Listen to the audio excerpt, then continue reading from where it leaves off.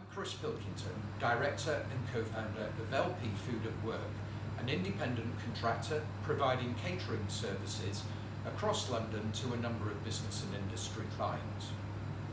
For the 18 years that we have been in operation, our area team have always played a proactive role in the monitoring of food wastage recorded on paper hard copies in the kitchen and front of house areas at unit level.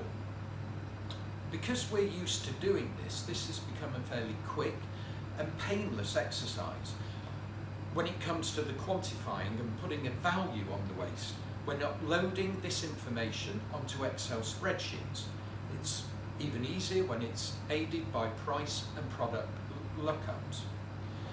This had always been about good business practice, improving the bottom line.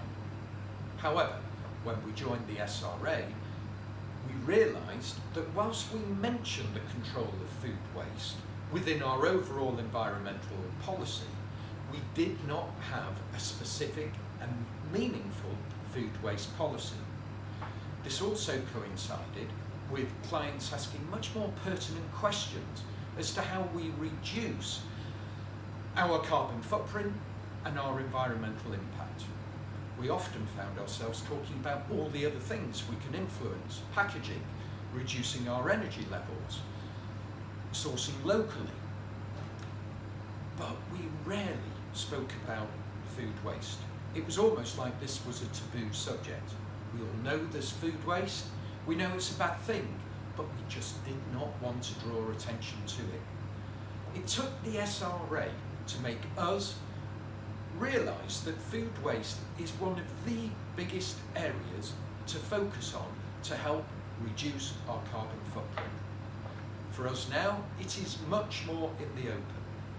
We try really hard to quantify waste, putting a value on it on a daily, weekly basis so that at the end of the month, we can calculate this as a percentage of our overall food and beverage cost.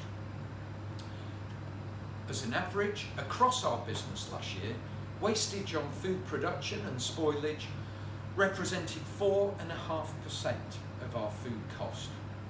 Having this benchmark figure has helped us to target our action areas to make improvements in this area, to measure improvements, and this then becomes the main focus of our food waste policy. Our aim now is to reduce food wastage down to 3% in the food production and spoilage areas by 2020.